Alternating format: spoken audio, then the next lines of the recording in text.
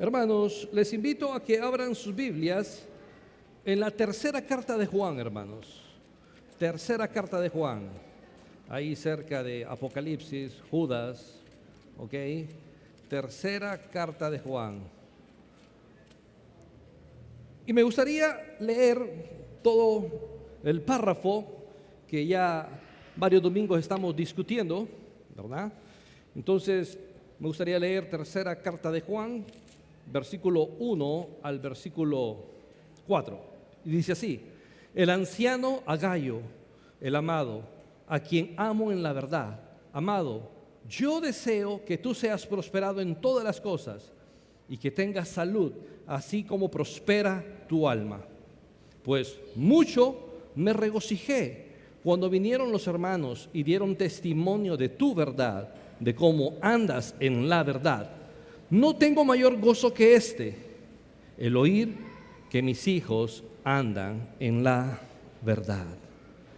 Hermanos, en las últimas semanas hemos estado estudiando la tercera carta de Juan, en donde hemos estado concentrados, nos hemos concentrado en los versículos 1 al 4. Y en estos versículos, hermanos, estudiamos un tema muy importante para nosotros como iglesia, un tema muy importante para cualquier cristiano, un tema muy importante para cualquier hijo de Dios. Este tema es una vida fundamentada en la verdad, una vida fundamentada en el Evangelio. ¿Por qué es importante este tema? ¿Por qué, hermanos? Porque hay muchas personas que dicen ser cristianas, que dicen ser hijos de Dios, que dicen haber recibido la salvación por fe a través del sacrificio de Cristo, que dicen que han puesto su fe y su confianza en Cristo, pero sus acciones demuestran todo lo contrario. Una cosa es que lo digamos que somos cristianos, que estamos en Cristo. Otra cosa es que nuestras acciones lo afirmen, lo confirmen. Y muchas veces, hermanos, nuestras acciones ahogan nuestras palabras. Ahogan nuestra palabra. No nos caracterizamos por lo que decimos, sino que nos caracterizamos por lo que hacemos. Y eso tiene que ver con nuestro carácter. ¿Qué está reflejando nuestro carácter en este sentido? Por eso es muy importante, hermanos, este tema.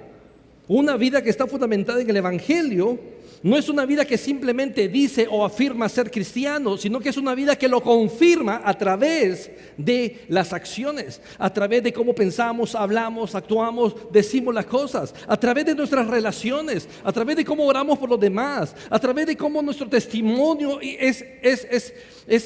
refleja a Cristo, a través también de en cómo nos gozamos en que los demás hermanos están caminando en la fe en el Señor y creciendo.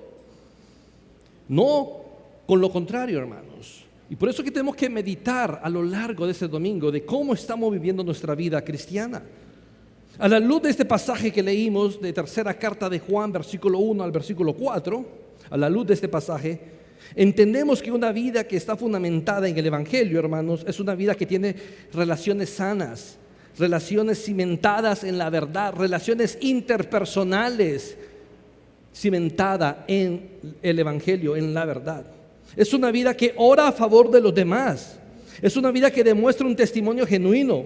Y es una vida que se goza porque los demás, hermanos, viven y crecen en la gracia del Señor y testifican esa verdad a la luz de su estilo de vida.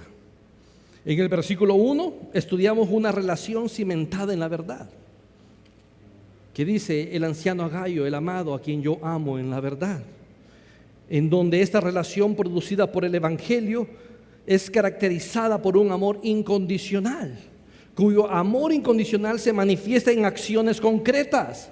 No simplemente es una expresión de te amo, no solamente es una expresión de amor que podemos pronunciar, sino que el amor, hermano, va más allá que la pronunciación de una palabra. El amor tiene que ver con una acción concreta. En este sentido, como ejemplo, Juan 3:16, si Dios lo hubiese dicho, Dios amó al mundo, y ya, pero no hay nada de acción. Pero ¿cuál fue la acción que manifiesta ese amor incondicional de Dios? Que envió a su Hijo a este mundo. hermanos, a morir por nuestros pecados. Lo mismo nosotros. Una relación interpersonal que muestra amor no solamente en la expresión de la palabra, no solamente en comunicar la palabra amor, sino que se demuestra a través de acciones concretas a favor del hermano en este sentido. No solamente es expresión de amor, sino acciones que demuestran amor. En el versículo 2 estudiamos una oración inspirada en la verdad, inspirada en el Evangelio, en donde esta oración se caracteriza por ser una petición a Dios, por hacer una petición a Dios que busca el bienestar eterno de los demás hermanos. Y muchas veces esto implica, hermanos, corregir, muchas veces esto implica exhortar al hermano. Muchas veces en nuestra cultura se cree que amar es abrazar todo. Es abrazar todo, aún las actitudes pecaminosas de nuestros hermanos, o aún las actitudes pecaminosas de familiares o amigos que no conocen a Cristo. Es aceptar todo. No, hermanos, no. No tiene que ver con aceptar o abrazar todas las acciones. No tiene que ver con no exhortar, no tiene que ver con no corregir el pecado de las personas.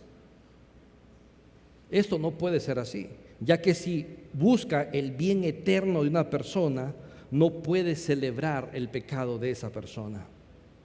No puede celebrar su camino hacia la destrucción, hacia el infierno eterno. Por lo tanto, si estamos interesados en el bienestar eterno de las personas, ¿verdad?, en las cosas eternas de las personas, entonces tendríamos que orar por ellos. Si no son salvos, orar por la salvación de ellos. De esa manera, ¿verdad?, buscamos el bienestar eterno, orando por ellos, clamando a Dios por su salvación, clamando por su salvación.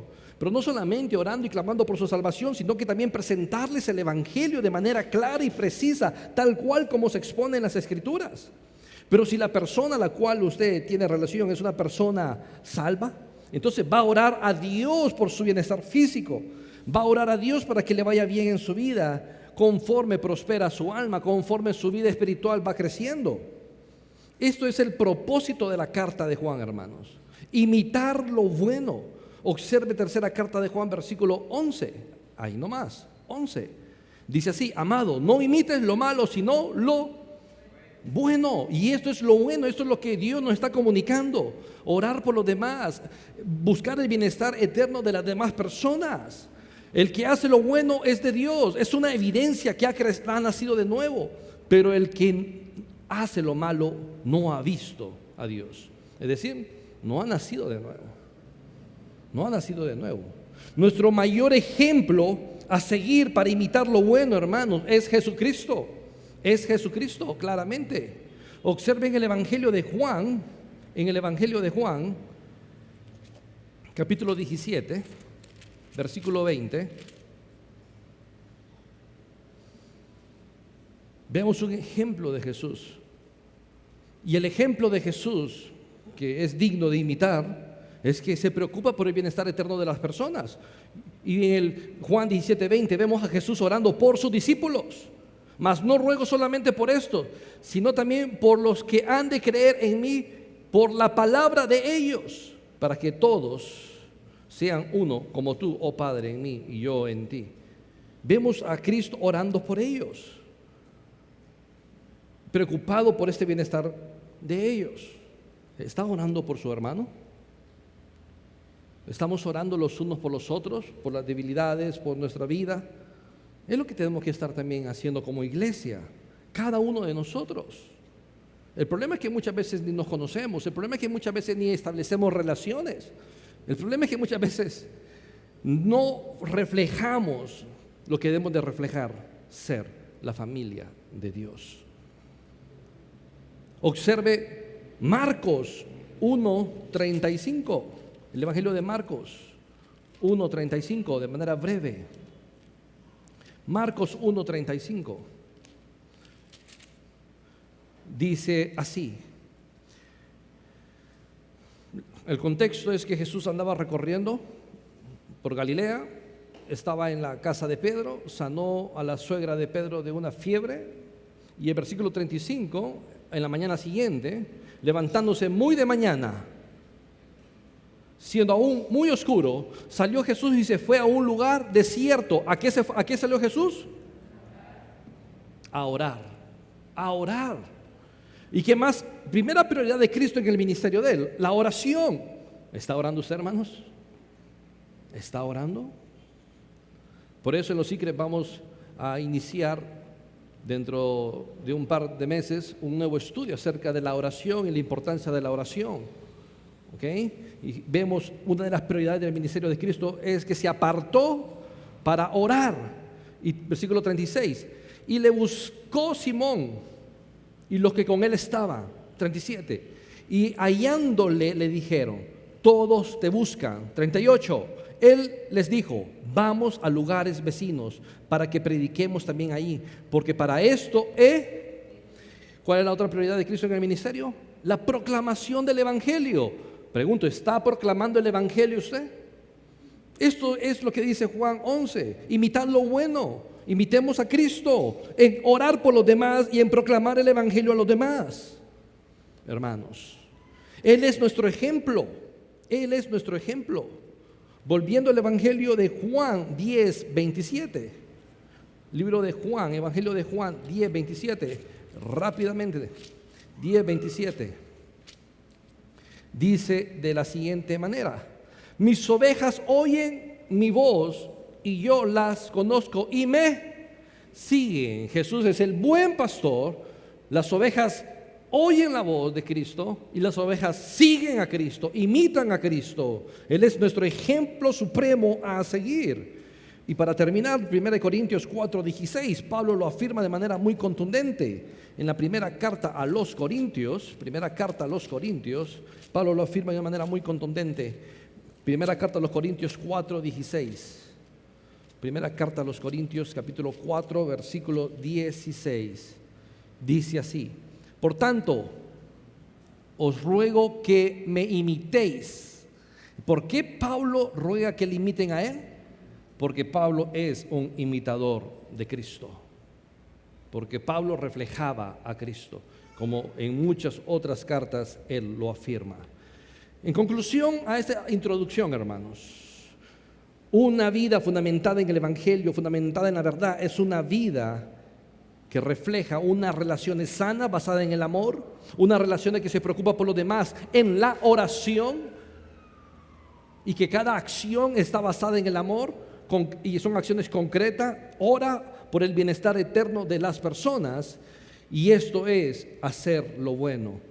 Ejemplo Cristo nos ha dado a quien tenemos que imitar.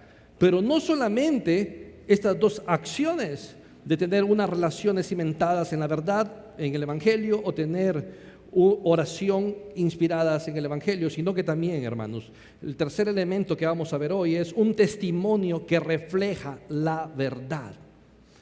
Hoy vamos a estudiar un testimonio que refleja la verdad, versículo 3, y el supremo gozo de vivir en la verdad, versículo 4. Un testimonio que refleja la verdad. Hermanos, ¿cuál es su testimonio delante del mundo? Muchas veces podemos averiguar cuál es el testimonio de una persona conociendo su récord crediticio, cuál es el testimonio ante las empresas que usted, agencias bancarias o empresas con las cuales usted saca un préstamo o adquiere artículos, ¿verdad?, bajo este esquema de crédito. Y muchas empresas niegan el crédito. ¿Por qué? Porque no hay un buen testimonio crediticio, no hay un buen récord crediticio, y eso no habla bien de un cristiano.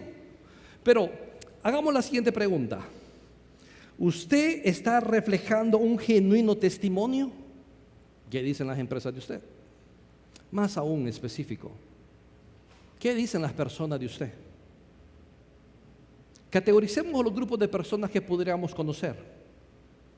¿Qué dicen los familiares de usted? Padre, madre, hermanos, hermanas, tíos, tías, primos, primas. ¿Qué dicen sus familiares de usted? ¿Qué dicen los vecinos de usted? El que vive a los lados, el que vive enfrente, el vecino de la pulpería. ¿Qué dice de usted? ¿Qué afirma esta persona de usted? ¿Qué tal los compañeros de trabajo? En donde tenemos mucha confianza con ellos y realmente con ellos nos comportamos muchas veces tal cual como somos. ¿Qué dicen ellos de nosotros? O compañeros de estudios, universidad, escuela, colegio, ¿qué dicen de nosotros? ¿Estamos reflejando un genuino testimonio? ¿Estamos reflejando un testimonio, el testimonio del Evangelio?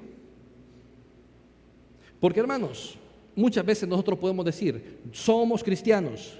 Muchas veces yo puedo decir, yo soy cristiano, pero mis acciones no lo confirman. Muchas veces estamos como la iglesia en Asia Menor, ahí en la carta a los Efesios. Observe, muchas veces estamos como las iglesias en Asia Menor, ahí en Efesios capítulo 4, versículo 17, que Pablo tiene que en cierta manera escribir esto y le dice, esto pues digo y requiero en el Señor, que ya no andéis como los otros gentiles. Está escribiendo a una iglesia y le está diciendo, ya no vivan como los otros gentiles. Lo que está diciendo, ya no vivan como aquellos que no conocen de Cristo, porque son cristianos, están en Cristo, que su testimonio refleje el genuino evangelio en el cual han creído.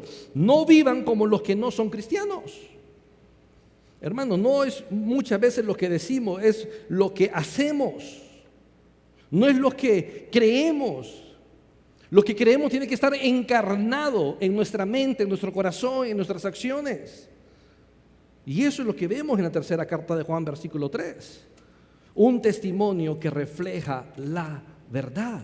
Observe tercera carta de Juan, versículo 3. Pues mucho me regocijé cuando vinieron los hermanos y dieron testimonio de tu verdad, de cómo andas en la verdad.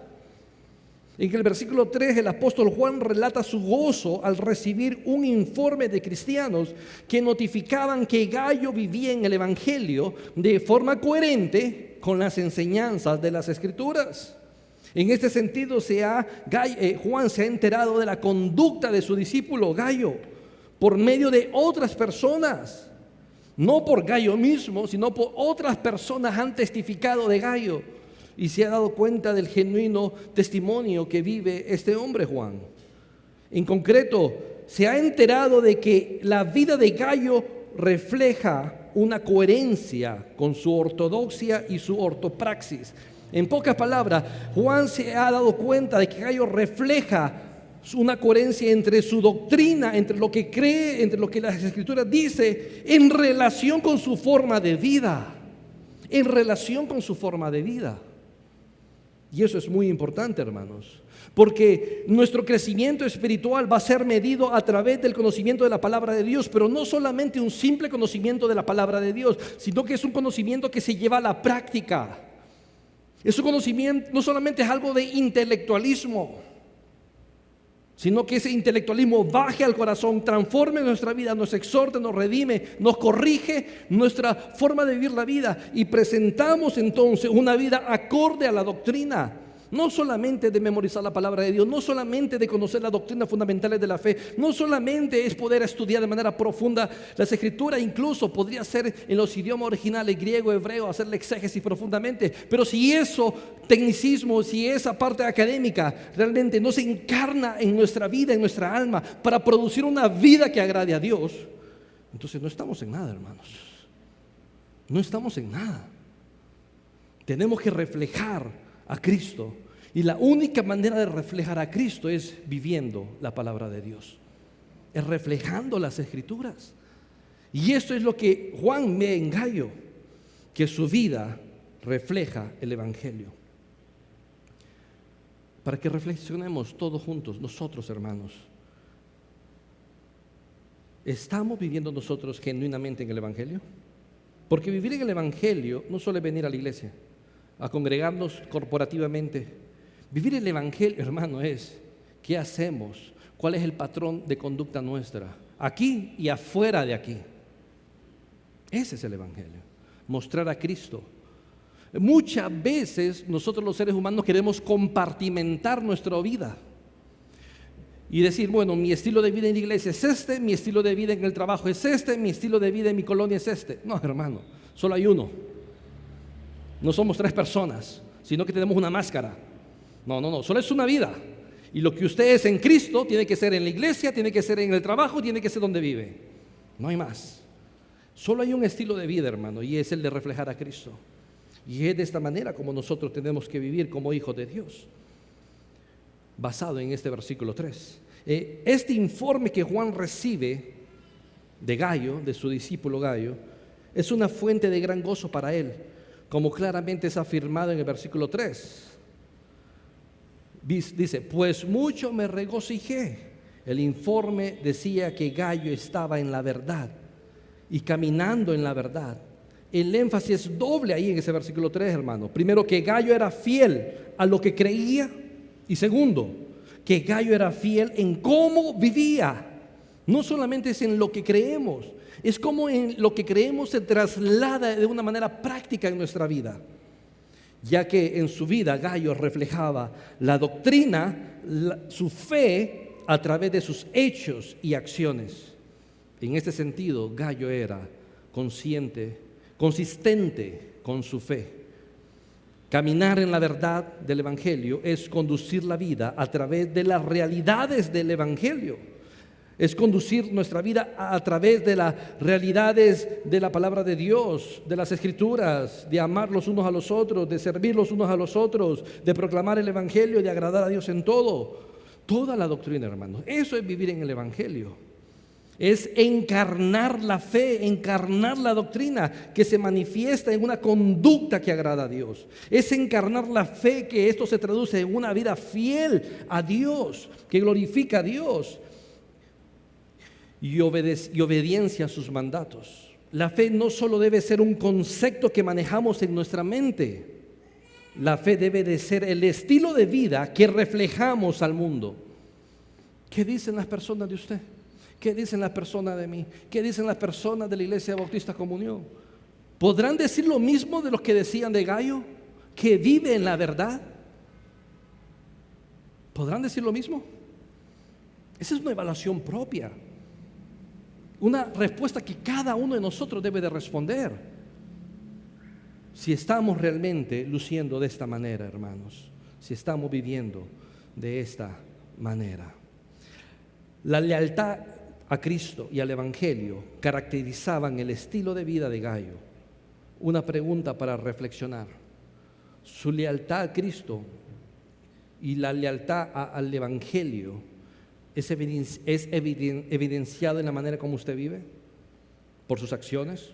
¿Por su forma de hablar a las personas? ¿Las personas lo pueden identificar como un verdadero hijo de Dios?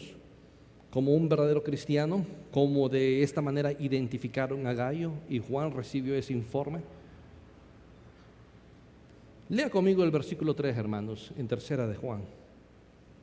Ahí en su Biblia, observemos poco a poco lo que nos informa, lo que nos enseña Dios a través de este versículo 3. Lea conmigo y dice: pues mucho me regocijé cuando vinieron los hermanos y dieron testimonio de tu verdad, de cómo andas en la verdad. La palabra pues, mire, palabra pues que aparece ahí, la palabra pues con la que comienza el versículo 3 es clave ahí, hermanos. Es una palabra clave, ya que es una palabra explicativa. Es decir, está introduciendo la explicación o la razón por la cual Juan se regocija. Y este regocijo es muy importante, ya que es enfático, ya que indica que el regocijo de Juan no es un simple gozo, sino que es un gozo incrementado, es un gozo mayor, es un gozo en una escala máxima.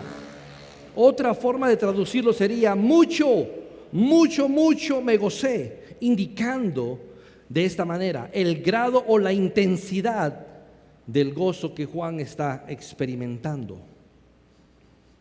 Observe, eso es lo que introduce la palabra pues, introduce la explicación del por qué Juan se está gozando, se está regocijando con un gozo sublime, un gozo enorme, un gozo incomparable. La pregunta que podemos hacer ahí es: ¿cuándo se gozó Juan de esta manera? El versículo lo refleja. El texto es claro en indicar el tiempo en el que el apóstol Juan experimentó este regocijo. Observe el texto. Él se regocijó, 1, cuando llegaron los hermanos, y 2, y dieron testimonio de Gayo. La primera razón del gozo es cuando los hermanos llegaron en las ciudades donde se encontraba Gayo. Esto es porque la proclamación del evangelio es motivo de gran gozo, porque estas personas que andaban en la ciudad de Gayo en ese momento andaban predicando el evangelio, habían salido a predicar el evangelio de Dios, como claramente lo afirma el versículo 6. Observe, los cuales han dado ante la iglesia testimonio de tu amor, y harás bien encaminarlos como es digno de su servicio. ¿A quién? A Dios, para que continúen su viaje. Eran personas que habían salido cumpliendo el mandato de Dios, cumpliendo el mandato de Jesucristo, de proclamar el evangelio en todo el mundo en ese momento, y andaban haciendo esto. Y entonces, hermanos, Juan se goza por esto, porque la proclamación del evangelio es un gran motivo de gozo, ya que la iglesia está cumpliendo con su misión en la tierra. Porque la iglesia, hermano, existe por 3 razones. Número 1, glorificar a Dios en todo lo que hace. Número 2, edificarse los unos a los otros. Y número 3, proclamar el evangelio a toda criatura. Y esto era lo que estaban haciendo estos hermanos, predicando el evangelio en el mundo. Entonces, cuando Juan dice mucho me regocijé cuando vinieron los hermanos, Juan se regocija porque esta iglesia, estos hermanos, están cumpliendo fielmente el mandato de Dios en Mateo 28, 19.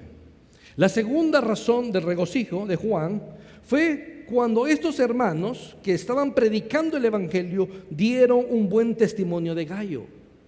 Es decir, cuando Juan escucha de otras personas de cómo vive Gayo, de cómo el evangelio es manifestado en la vida de Gayo, es en ese momento en que Juan se regocija también.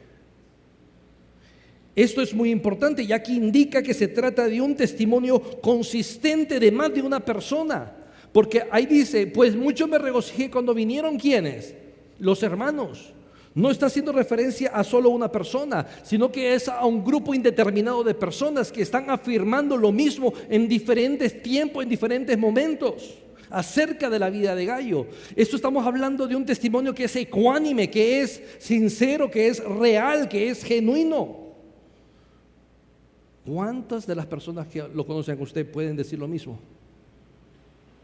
Afirmar la misma situación. ¿Cuántas personas de las que nosotros conocemos pueden decir eso de nosotros? Y pueden ver esa ecuanimidad, pueden ver esa realidad, pueden ver esa acción genuina de vivir en el evangelio. Y esas son las preguntas que tenemos que preguntarnos, hermanos. Es importante lo que se afirma acá. Se indica que se trata de un testimonio consistente de más de una persona que ha conocido a Gayo, y cada una de esas personas que conocieron a Gayo en momentos diferentes, situaciones diferentes, afirman lo mismo. ¿Qué es lo que afirman? Afirma que, como dice el versículo 3, dieron testimonio de tu verdad, de la manera en cómo Gayo vive el evangelio y de cómo andas en la verdad. Es decir, más de una persona testifica que el testimonio de Gayo es un testimonio genuino, que el estilo de vida de Gayo es conforme al evangelio. Y esa debe ser nuestra meta, hermanos, que nuestras acciones, conductas y vida y carácter completo sea transformado a la luz del evangelio, y poder presentar una sola persona ante la sociedad, una sola persona, un solo carácter, un solo proceder, que es el que debe de agradar a Dios, que es el que debe de agradar a Dios. Entonces, esta expresión que dice, pues mucho me regocijé cuando vinieron los hermanos y dieron testimonio de tu verdad, esto sugiere que un gran número no especificado de hermanos que previamente habían disfrutado del servicio de Gayo hacia ellos en la forma de hospitalidad, y muy probablemente este servicio que Gayo proveyó a los hermanos fue en diferentes ocasiones. Esto habla de la consistencia y de la ecuanimidad que debe de reflejar todo hijo de Dios y la manera en cómo vivimos nuestra vida. Aquí en Tercera de Juan, la palabra hermanos probablemente se refiere a personas que predicaban el evangelio por todos los lugares, obedeciendo el mandato de Cristo en Mateo 28:19. Ir por todo el mundo y predicar el evangelio. Es probable que estos hermanos estaban asociados con Juan y enviados desde sus iglesias locales para predicar el evangelio. Y Gayo los recibía, abriéndole las puertas de la casa para hospedarlos. Porque en aquellos tiempos no habían hoteles, hermanos, para hospedarse. En aquellos tiempos pernotaban en donde les agarrara la noche, en la calle, en el parque, en la esquina de una cuadra ahí. Entonces, Gayo, al saber que son hijos de Dios, estas personas que están predicando el evangelio de Dios, entonces abre sus puertas, les sirve, los hospeda, una muestra de hospitalidad a estas personas que eran hermanos en Cristo. Cuando necesitaban ellos conocerles, no.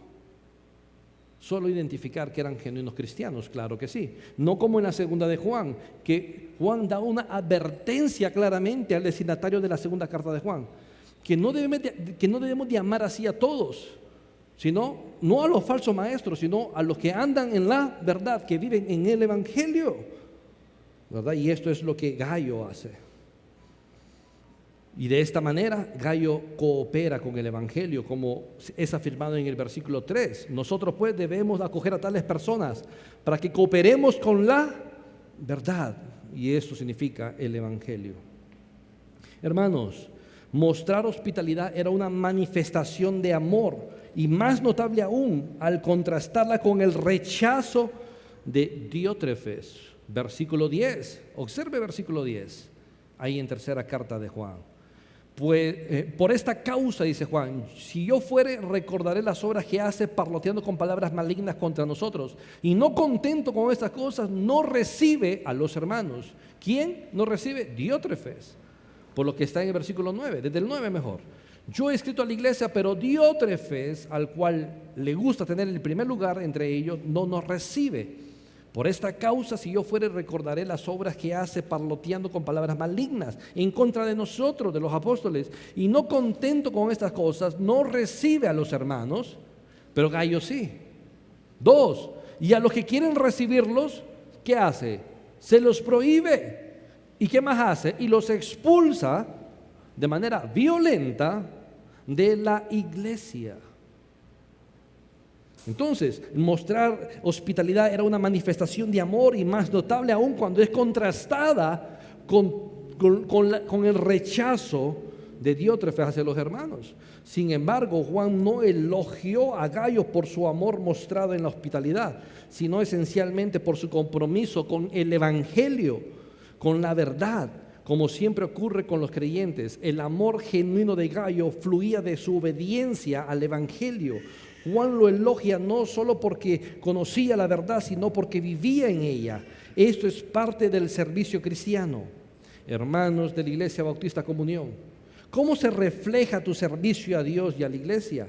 ¿Cómo estás reflejando que conoces la verdad del evangelio? ¿Cómo estás mostrando que estás viviendo conforme al evangelio de Jesucristo?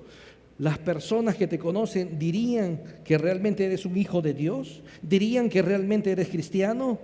Al ver tus acciones, al ver la manera en cómo hablas, en ver la manera en cómo piensas y al ver tu estilo de vida, dirían las personas que conoces que eres un genuino hijo de Dios. Eso es para reflexionar, hermanos. Eso es para que reflexionemos. Cada uno de nosotros, sin excepción. Observe el versículo 3. El versículo 3 sigue diciendo de esta manera: de cómo andas en la verdad. Pues mucho me regocijé cuando vinieron los hermanos y dieron testimonio de tu verdad, de cómo andas en la verdad. El versículo 3 continúa diciendo cómo tú andas, cómo tú caminas en la verdad. Esta expresión se refiere a su conducta, la conducta de Gayo, pues Gayo tiene un estilo de vida público, regido por el evangelio. Nuestro estilo de vida, hermano, tiene que ser público. Es decir, lo que somos esencialmente debe ser en carácter, debe ser manifestado de la misma manera en todas las formas, en todos los lugares, mejor dicho. Porque no sé si a usted le ha tocado conocer a personas que se comportan de manera diferente según sea la ocasión. Entonces uno no sabe qué pasó con esta persona. Entró otra persona ahí y se comporta de manera diferente, después de otra manera diferente. Y uno no sabe con quién está tratando. No podemos ser nosotros así. No podemos ser así nosotros, ¿ok? Nuestro comportamiento tiene que ser consistente en todos lados, hermanos. Vive según entonces aquí vemos el comportamiento consistente de Gallo a las Escrituras, que vive según las Escrituras. El Evangelio, hermano, domina su pensar y su proceder diario. La manera de vivir de Gallo correspondía con su fe. El acto de caminar se emplea frecuentemente en la Biblia como una metáfora de un patrón de vida, un estilo de vida. Y solo 2 versículos para evidenciar esto. En Efesios capítulo 4, versículo 1, donde dice nuevamente la palabra andar, porque Juan dice, ¿cómo andas en la verdad? Pero no solamente Juan usa esa palabra para indicar estilo de vida, sino que también Pablo. Observe Efesios capítulo 4, versículo 1. Yo pues preso en el Señor os ruego que andéis, vivamos como es digno de la vocación con que fuiste llamado. ¿Qué significa esto? Que vivamos conforme al supremo llamamiento que hemos recibido de Cristo, y es un llamamiento de salvación. Vivamos a la luz de esa salvación, vivamos a la luz de que somos hijos de Dios. Pero también en la carta a los Colosenses, Pablo usa esa palabra de andar. Observe ahí, carta a los Colosenses, capítulo 1, versículo 10, y dice de la siguiente manera: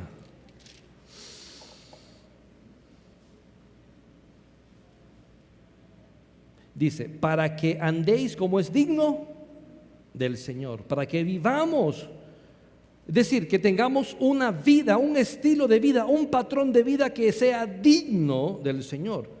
Y ese patrón de vida que es digno del Señor es agradándole en todo. ¿Le está agradando en todo a Dios?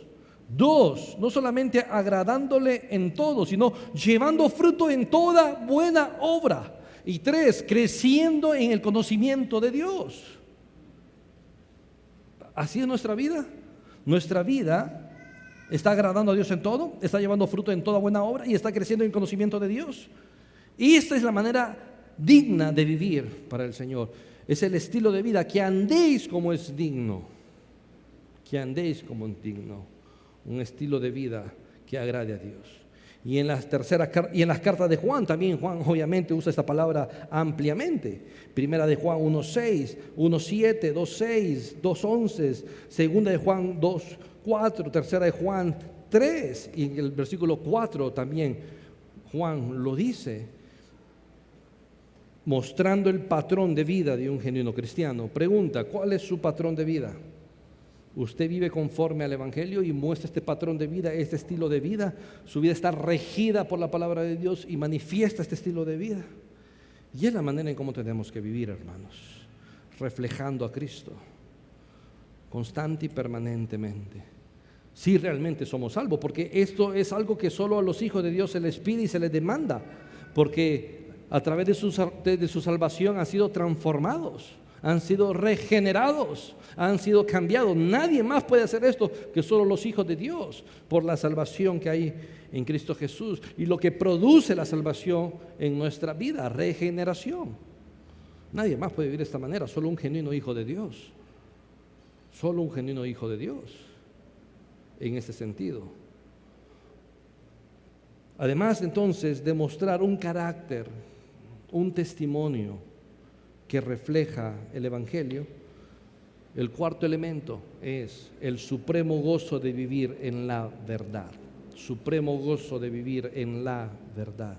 Observe el versículo 4.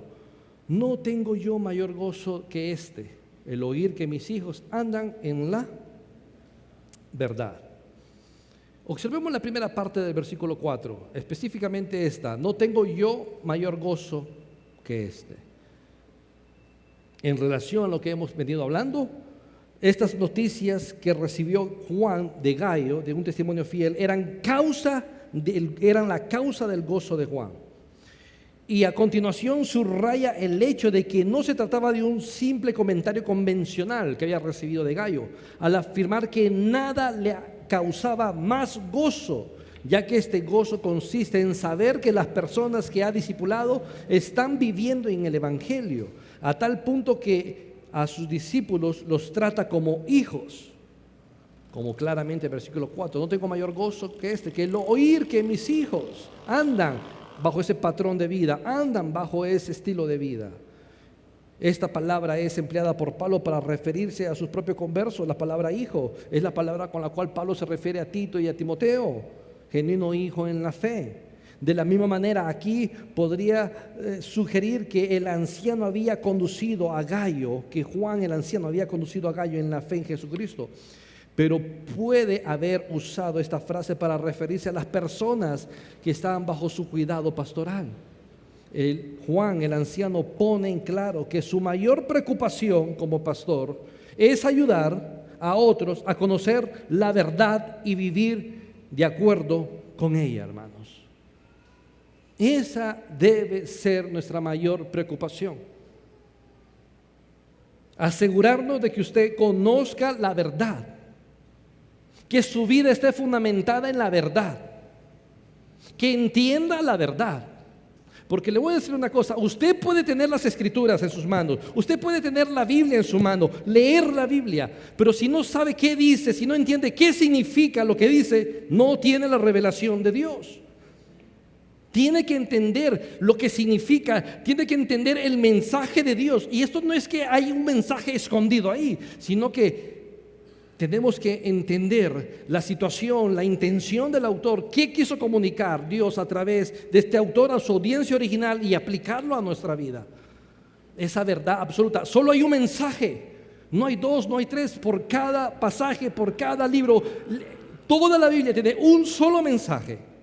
Si no lo hemos entendido, estamos en problemas entonces, porque no hemos entendido la vida cristiana. Por lo tanto, el mayor peso del cuerpo pastoral es que usted conozca la verdad. Y por eso el énfasis de las predicaciones en este lugar, por eso el énfasis de la enseñanza constante y permanente a través de los siglos, de que usted entienda la verdad. Es la única manera, hermano, de poder crecer en el Señor, al ver la maravilla de nuestro Dios, que es lo que Dios dice, no solamente lo que Él dice, qué significa que lo que dice, y qué eso que significa, cómo se aplica a nuestras vidas para vivir una vida consistente a la luz del Evangelio.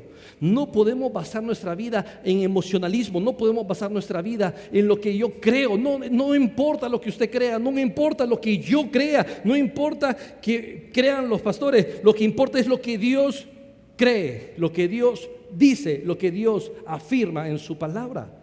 Y eso es lo que usted tiene que conocer de manera profunda para ir creciendo en la verdad, en el Evangelio. La madurez, hermano, no se lo da la antigüedad en que usted está en una iglesia. La madurez se lo da el conocimiento de la palabra de Dios, siempre y cuando esta verdad que conoce de la palabra de Dios es trasladada al estilo de vida, es decir, que viva conforme a las Escrituras.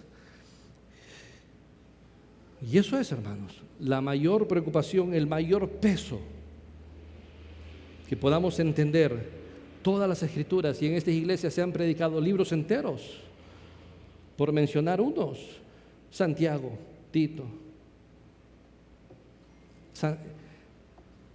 Antiguo Testamento se ha predicado también, ¿verdad?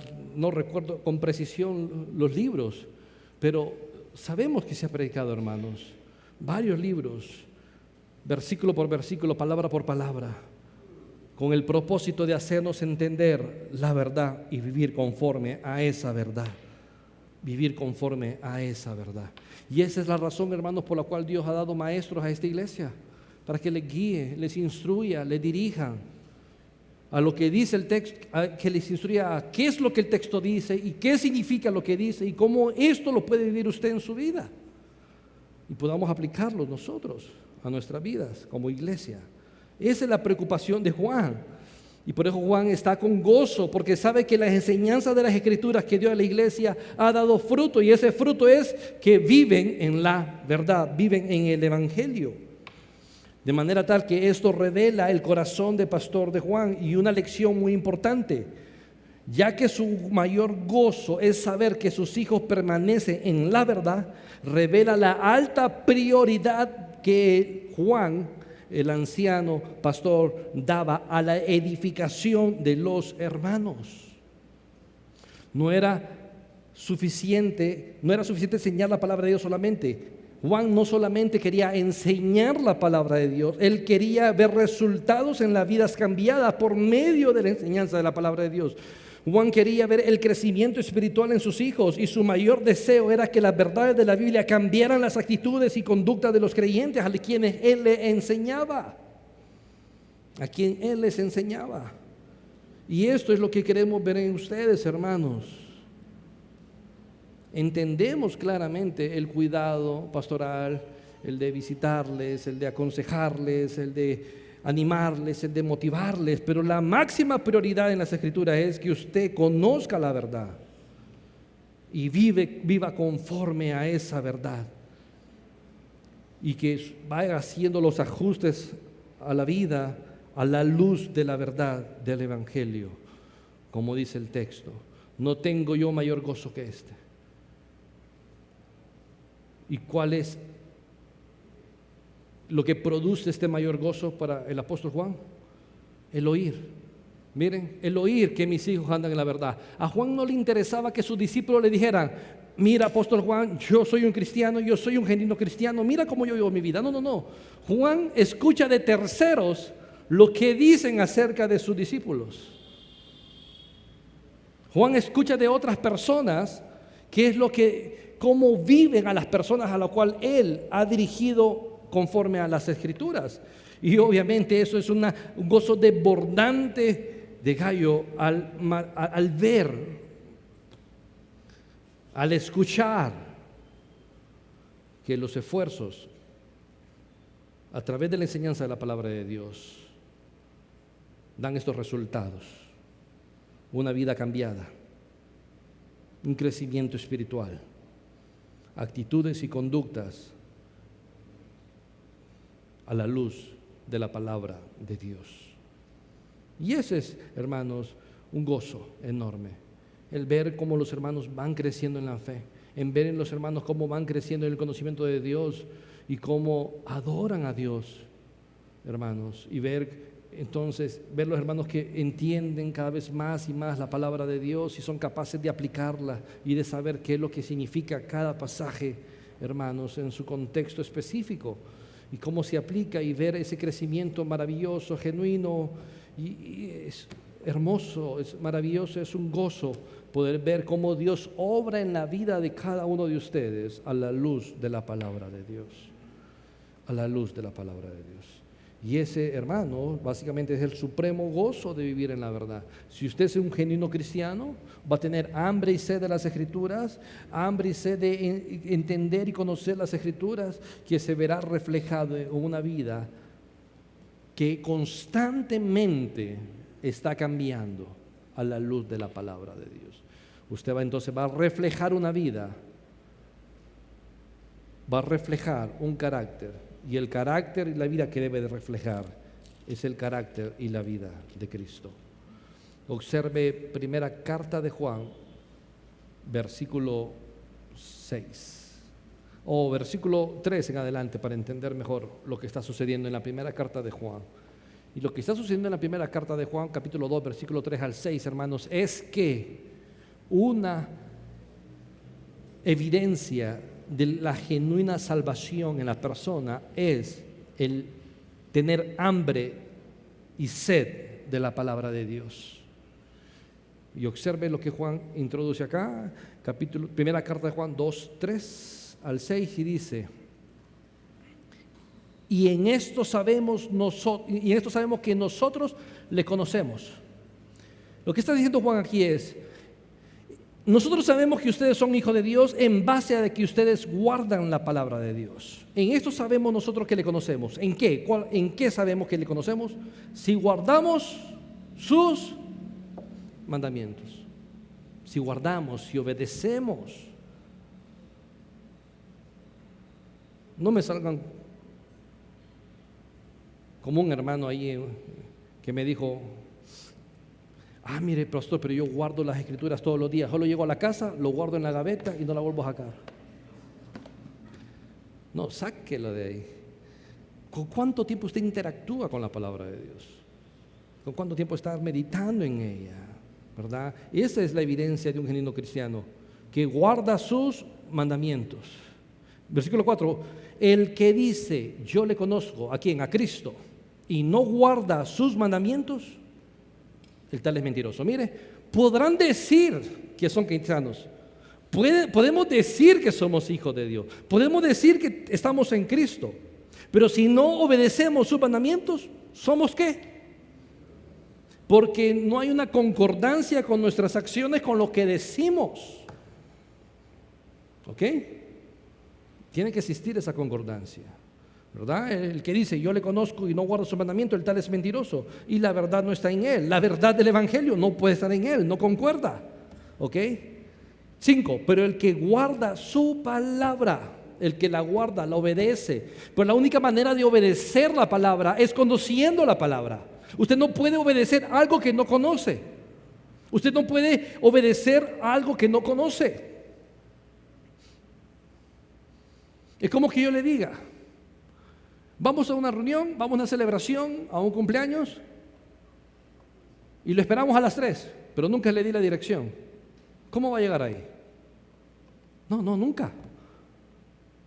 ¿Cómo va a llegar si no conoce la dirección? Nunca. Lo mismo, ¿cómo va a obedecer la palabra de Dios si no la conoce? Importante, ¿verdad? Pero el que guarda su palabra, para guardarla, para obedecerla, hay que conocerla, hay que estudiarla, hay que leerla, hermanos. Y tiempo hay. Solo necesitamos regular un poco mejor nuestro tiempo y ser buenos administradores. Reduzca el 50% de TikTok, reduzca el 50% de YouTube, reduzca el 50% del tiempo en Netflix. Y le apuesto que hay tiempo. ¿Ok? Para que esté con la palabra de Dios, ¿verdad? Dice, pero el que guarda su palabra, en verdaderamente el amor de Dios se ha perfeccionado. Por esto sabemos que estamos en Cristo. Versículo 6: el que dice que permanece en Cristo debe de andar como Él. Ahí está, hermanos. ¿Está viviendo como Dios, como Cristo? Y Cristo evidenció una completa y absoluta obediencia al Padre. Aún en el dolor, aún en la circunstancia, aún sometido bajo estrés extremo, en el huerto de Getsemaní que sudaba sangre, Jesús dijo: Padre, si es posible, no pase esta copa de mí, pero que se haga tu voluntad y no la mía. Sometiéndose de manera completa y absoluta a Dios y a su palabra, porque Cristo cumplió todo lo que las Escrituras decían acerca de Él. Todo lo que decía la ley, los profetas y los escritos, Cristo lo cumplió y lo obedeció completamente. ¿Está usted andando como Cristo anduvo? ¿Está usted viviendo como Cristo anduvo? ¿Vivió en obediencia absoluta a Dios? Esto es lo que debe producir, hermano, una vida fundamentada en la verdad. Esa es nuestra meta, esa es nuestra mirada, llegar a ser semejantes a nuestro Señor Jesucristo. Amén. Si nos ponemos de pie y oramos en esta mañana. Dios eterno, gracias por tu amor, por tu misericordia, Padre, por tu palabra, Dios. Decimos que somos cristianos, decimos que somos tus hijos, pero muchas veces te negamos a ti con nuestras acciones, te negamos a ti con lo que decimos. Perdona nuestros pecados, Dios. Ayúdenos a ser fieles, ayúdenos a reflejar su evangelio, ayúdenos a reflejar su palabra. Ayúdenos a no decir nosotros somos hijos de Dios, sino que las demás personas digan de nosotros: estos son genuinamente hijos de Dios. Ayúdenos, Padre. Ayúdenos, Dios, a que nuestra prioridad es ayudar a los demás hermanos a crecer en tu palabra y a gozarnos en cómo ellos crecen, a gozarnos en cómo ellos te conocen cada vez más a ti, oh Dios. Ayúdenos a hacer esto una realidad en nuestra vida. En el nombre de Jesús. Amén y amén.